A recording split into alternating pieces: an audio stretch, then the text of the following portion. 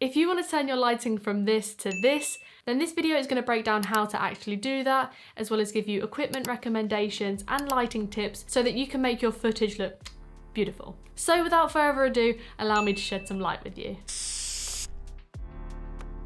One of the biggest misconceptions that I see a lot of beginner creators believe is that owning a fancy camera is the only way to achieve high quality videos. And although camera quality does help, I would argue that lighting is the most important element in producing great looking videos. Lighting can not only seriously improve your production levels, but it can also be the difference between an amateur looking video and a professional looking one. So many top creators have been able to create beautiful looking videos, mainly because they've built a professional lighting setup that helps them achieve that cinematic look. Now there's loads of different lighting setups that you could experiment with, but the one that I'm going to be breaking down in this video is a 3-point lighting setup. A 3-point lighting setup is widely used for video production purposes and consists of a key light, a fill light and a backlight. But before I shine some light on the setup, I'm getting good at this, we firstly need to start with a blank canvas. So cue the darkness.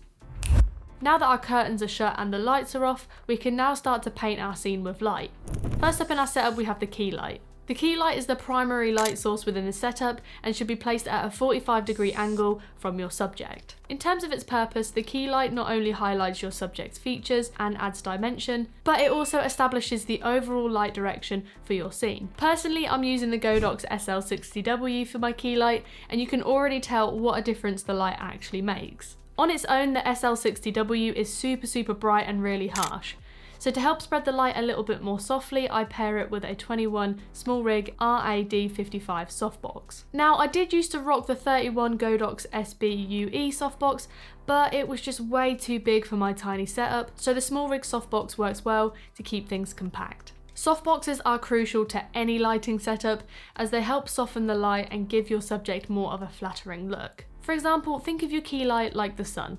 When it's shining down on a sunny day, the light can be almost blinding. But when the clouds come along and diffuse that light, then the light disperses, giving you more of an even blanket and more of a soft lighting effect. In addition to the softbox, I also add a honeycomb grid onto my key light, as this helps the light become more directional. Honeycomb grids come in a bunch of different shapes and sizes, but they ultimately help prevent light from being spilled outwards and onto the background, but instead keeps the light focused forward onto your subject.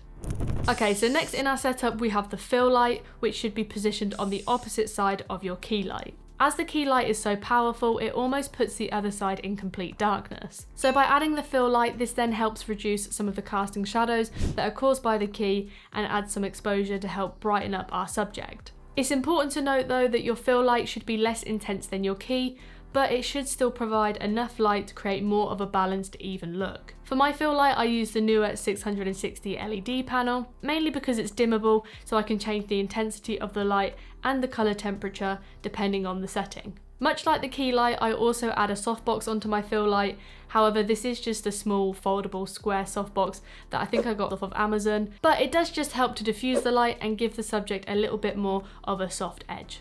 And lastly, the third and final light in this setup is the backlight, which is also known as the hair light or the rim light or whatever you want to call it. The backlight is to be placed, yep, you guessed it, behind your subject to help add separation between them and the background by creating like a subtle glow halo effect. In regards to the light placement, you can either place the backlight directly behind your subject, or the more conventional way of placing it is to have it slightly just off to one side. For my personal setup, I have a pair of Govee LED light bars which are placed behind my monitor, which I use as my backlight. Normally the backlight should be angled towards your subject, but for my current scene I have my lines bouncing off of the white wall behind me, just so that it adds some colour onto the backdrop to make my setup look a little bit more interesting. These lights are fully customizable, so I just use the Govee app on my phone to help change the colour, the temperature and the intensity, which is pretty cool. And although I technically have two backlights,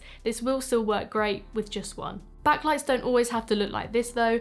Backlighting can come from another LED light, or a lamp, or even just a window. It all just depends on the environment that you're filming in. Okay, so if we compare our scenes before and after, you can see that the 3-point lighting setup has drastically improved our overall look. But we are missing one thing, and that is practical lighting. Practical lighting refers to any light source that is visible within your frame that is radiating light. This can include items like candles, lamps, monitors, windows, or even a lightning bolt like I have in my setup over in the corner here. And although practicals aren't specifically part of the traditional 3-point lighting setup, they do help make your environment look a little bit more unique and a little bit more personable because it adds character to your overall setup. Okay, so with all that being said, it is now time for Kelsie's lightning fast lighting tips to help you light your videos.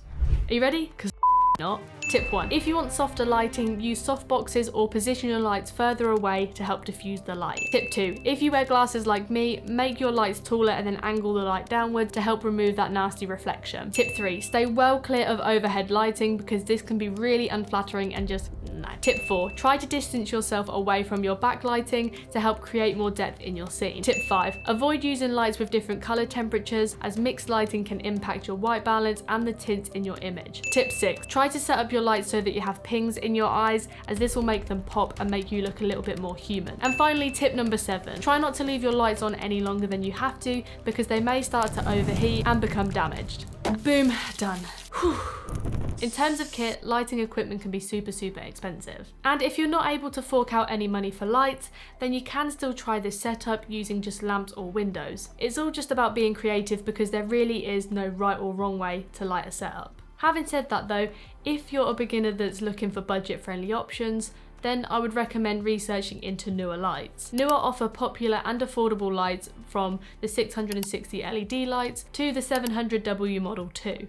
Alternatively, if you are looking for something a little bit more high-end, then I would recommend researching into brands like Godox or Aperture because they all produce amazing light products. It is worth noting though that it's not necessarily all about equipment. I mean, if you're looking to become a pro at lighting, then understanding and implementing different lighting techniques is ultimately going to help you get better results regardless of the lights or the lighting source that you choose to use. But hopefully by watching this video, you now understand the importance of lighting, because without it, your videos can look noisy and grainy. And if that's the case, then you should probably check out this video here. Make sure to like this video if you found this useful, and I'll see you in the next one.